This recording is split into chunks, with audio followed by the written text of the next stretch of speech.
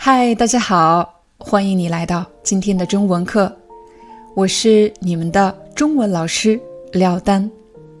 有一个话题我一直想和大家分享，那就是和一个外国人结婚是一种什么体验。到今年我和我爱人结婚10年了。有的朋友可能很好奇，我和我老公是怎么认识的呢？他是哪国人？你听我慢慢给你讲。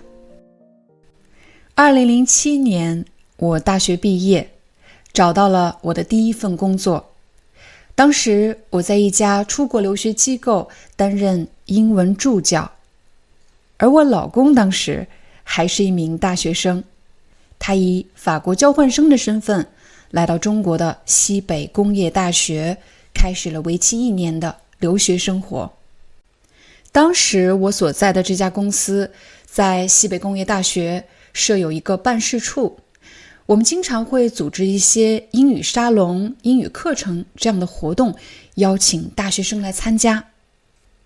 有一天，我像往常一样组织了一个英语沙龙，很快就有人敲我办公室的门。当我打开门的时候，其中一个男生就是我现在的老公。而他身旁的另外一个法国男孩，不仅是他最好的朋友，同时也是我们的证婚人和婚礼上的伴郎。一开始我还以为他们两个是美国或者是英国留学生，总之应该是来自英语国家的。但后来才知道，他们当时刚刚到达中国不久，对什么活动都好奇，想看看这个，想看看那个，就连英语沙龙这种活动也不放过。说起来，当时的我对世界的认知是非常非常有限的。由于我学习的是英语专业，所以我关注的主要国家一般是英国、美国，这些英语国家，对法国、欧洲一无所知。我甚至当时有点小小的失望，要是他们两个是美国的或者英国的就好了，至少还可以帮助我们大家提高一些英语。两个法国人能干什么呢？我们又不要学法语。可是到后来，我才明白，那一天可能是我人生中最重要的一天了。我相信很多人都有类似的经历，好不容易大学毕业了，却发现自己学历不够高，教育背景不够好，缺乏工作经验、社会经验，而家庭、父母又不能给你提供太多的支持。这时，作为一个刚刚步入社会的年轻人，我们对自己的未来充满了不安和惶恐。而这个心境就是2007年时的我。我当时之所以会在一家出国留学机构工作，不仅仅是因为我的工作会应用到英语，还有一个更重要的原因是，我也想出国，我也有一个留学梦。我想走出中国，走出我熟悉的环境，到外面去拓宽我的视野，看看这个世界。但是人生就是这样，在我们的头脑里，在我们的计划里，达到目标是从 A 到 B 只有一步，但其实我们距离自己的目标是从 A 到 Z 曲曲折折10000步的距离。其实一开始我对我老公这个法国大男孩没有任何特殊的感觉，就是普通朋友。一个很重要的原因是因为我来自一个传统的中国家庭，我接受的家庭教育是非常传统的。在我的头脑里，我从来没有想过会和一个外国人结婚。而我当时和他见面的一个最重要的理由就是练习英语。我满脑子想的都是怎么样提高英语。我在西安上的大学，在西安工作，但其实我的家并不在西安。在我22岁生日这一天，我实在找不到什么人跟我庆祝，所以我就拨通了我老公的电话。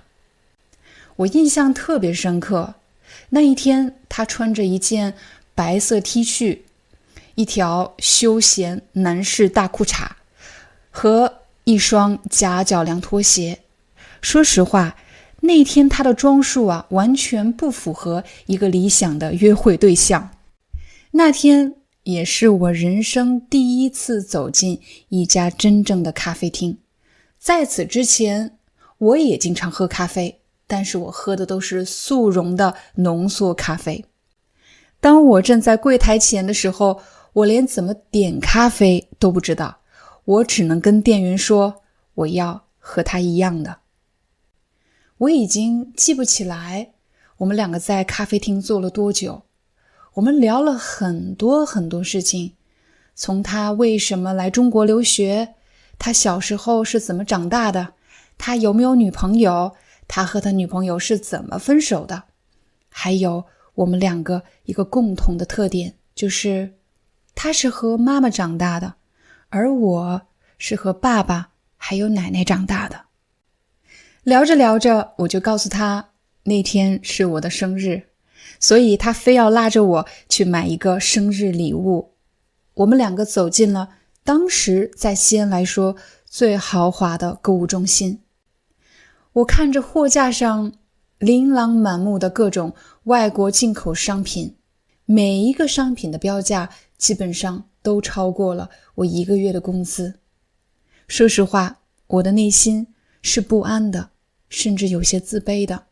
他看到什么好看的都会问我，这个礼物怎么样？你喜欢吗？我总是回答他，不要，这个太贵了，再看看吧。终于我找到了一个不那么贵的礼物，巧克力。可是这里的巧克力真奇怪，它是论个卖的，我没敢多要，只要了4个。可是当售货员告诉我价格的时候，我着实还是吓了一大跳。4个巧克力就花了他80多块钱。我当时的工资是800块钱，如果用我的工资买巧克力，我只能买40颗。